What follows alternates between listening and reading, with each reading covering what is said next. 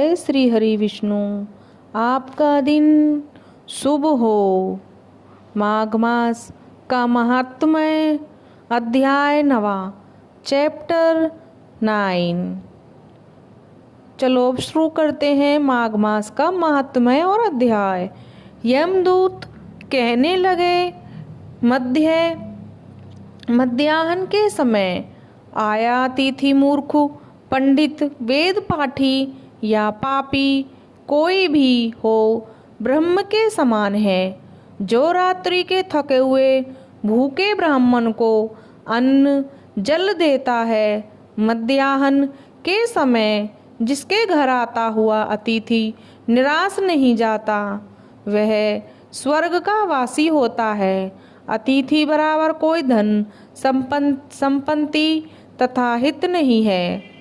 बहुत से राजा और मुनि अतिथि सत्कार से ब्रह्मलोक को प्राप्त हुए हैं। जो एक समय आलस्य से भी अतिथि को भोजन करा दे, वह यम द्वार नहीं देखता। केसरी ध्वज से वेव स्वत देव ने कहा था कि जो कोई इस कर्म भूमि मृत्युलोक से स्वर्गलोक जाने की इच्छा रखता है, वह अन्न का दान करें। दूत कहता है कि यमराज कहते हैं, अन्न के बराबर दूसरा कोई दान नहीं है। जो गर्मियों में जल, सर्दी में ईंधन और सदैव अन्न का दान करते हैं, वह कभी यम के दुख नहीं उठाते। वह कभी भी यम के दुख नहीं उठाते हैं।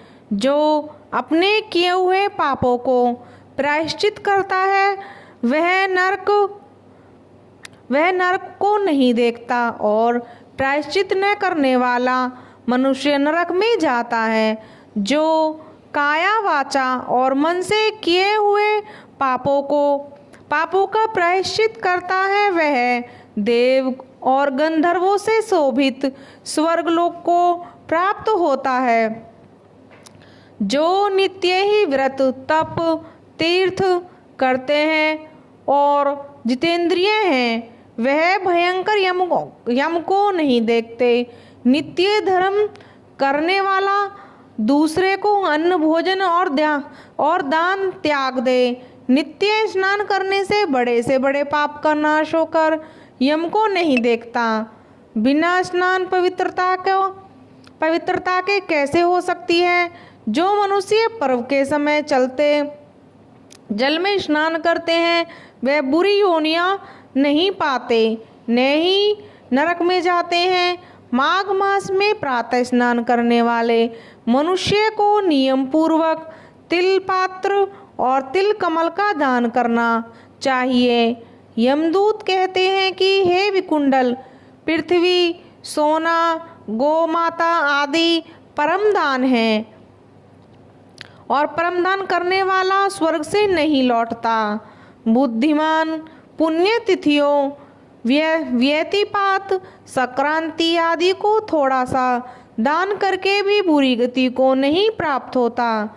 सत्यवादी, मौन रहने वाला, मीठा बोलने वाला, क्षमाशील, नीतिवान, किसी की निंदा न करने वाला, सब प्राणियों पर दया करने वाला, पराये धन को तृण के समान समझने वाला मनुष्य कभी भी नरक को नहीं भोगता।